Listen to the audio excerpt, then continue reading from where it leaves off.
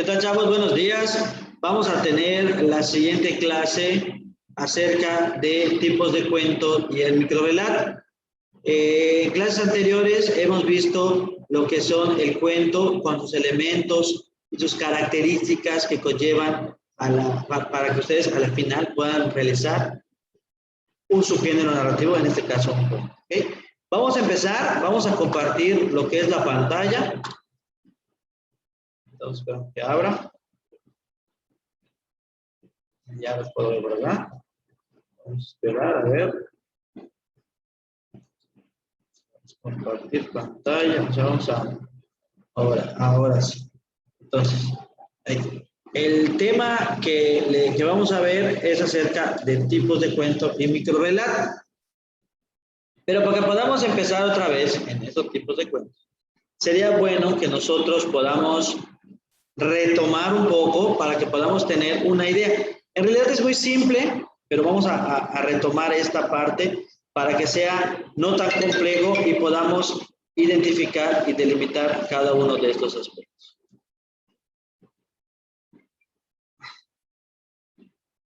Segundito, chao.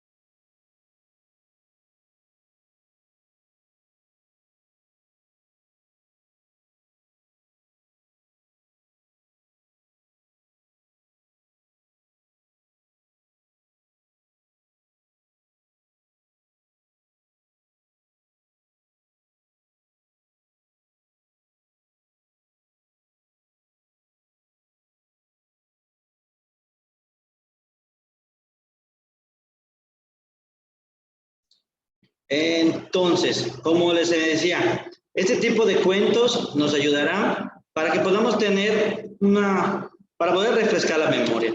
Y empezamos con este primer concepto, que es, ¿qué es el cuento?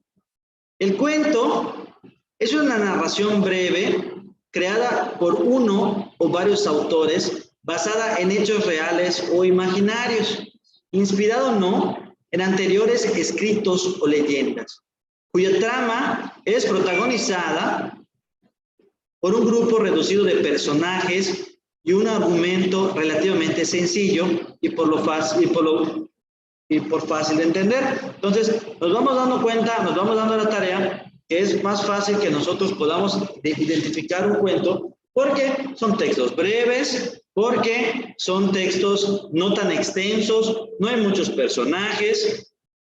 Entonces, es más fácil que nosotros podamos comprender o entender un poco más acerca de esta situación. ¿Ok?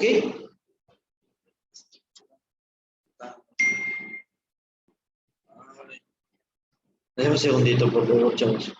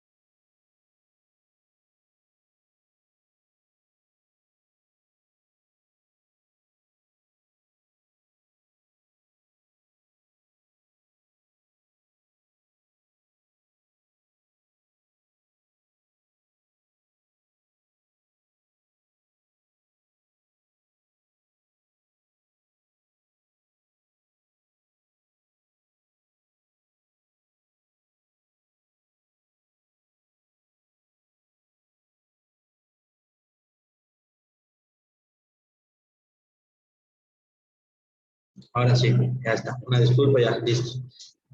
Hablando de esto, en los tipos de cuentos, digamos que se distinguen entre los cuentos aquellos de autor anónimo transmitidos de generación en generación vía la tradición oral. Este tipo de cuentos se denomina el cuento popular.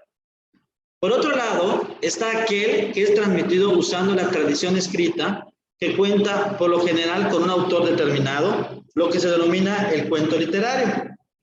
A esta última categoría pertenece la famosa colección de cuentos de origen oriental, La Mil y Una Noches. Ahora vamos a ver cómo podemos dividir este cuento o estos cuentos con estos tipos. Y vemos aquí de dos vertientes que son los populares y los literarios. En primera instancia nos encontramos que son narración tradicional con hechos imaginarios, y el segundo es pensado y transmitido mediante la cultura escrita. Entonces, vamos dando cuenta cómo se va dividiendo estos dos tipos de cuentos, tanto populares como literarios. Y vemos y reiteramos que el cuento popular es una narración tradicional de transmisión oral, se presenta en múltiples versiones. Sin embargo, el cuento literario es un cuento transmitido mediante la escritura. Se presenta generalmente en una sola versión, sin el juego de variantes característicos del cuento popular. ¿Llegas?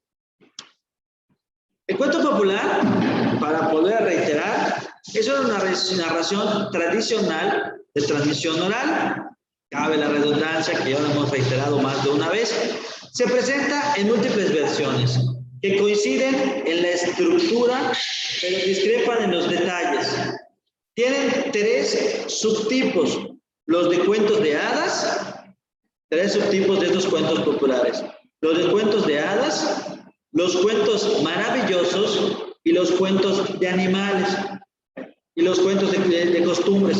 Son los cuentos de hadas o cuentos maravillosos, los cuentos de animales y los cuentos de costumbres. Estos son cómo se dividen estos cuentos populares o los subtipos de los cuentos populares. Sin embargo, los cuentos literarios es el cuento concebido y transmitido mediante la escritura. El autor suele ser conocido, el texto fijado por escrito, se presenta generalmente en una sola versión, sin el juego de variantes característicos del juego popular. ¿Cuáles son estas variantes del juego popular? Que son los tipos o los subtipos que podemos encontrar. Vemos que los cuentos son los tipos de cuentos que podemos encontrar.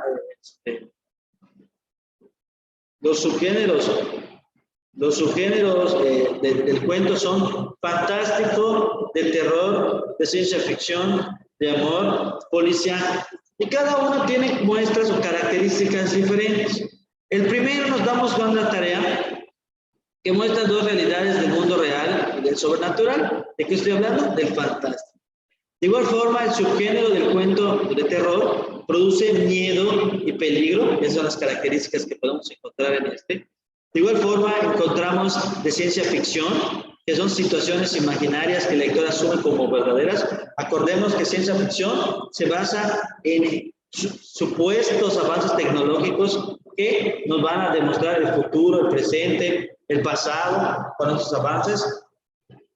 Otra de las características que encontramos con el subgénero del cuento, bueno, el amor, sensibiliza el corazón y los sentimientos y las emociones. Y por último, los subgéneros del cuento policial, que resuelven casos investigados por detectives o criminales sospechosos.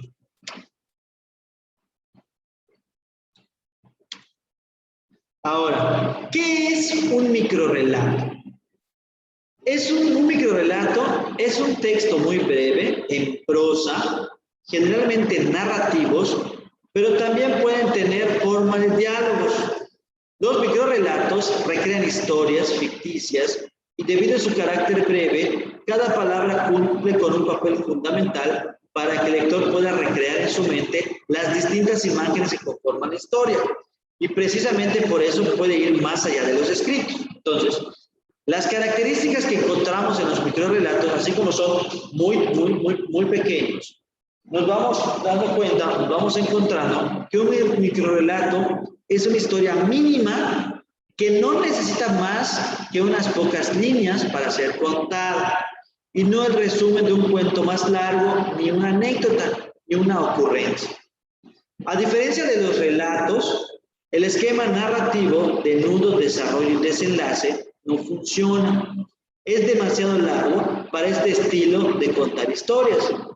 El microrrelato elimina el desarrollo y se apoya en el clímax para darle un giro inesperado. Gran parte de la fuerza de los microrrelatos es conseguir provocar la sorpresa del lector.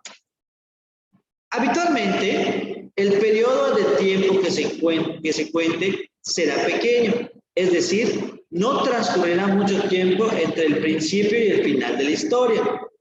Del mismo modo, conviene evitar la proliferación de personajes. Por lo general, para un microrrelato, 3 personajes ya son multitud. Así es como los escenarios múltiples.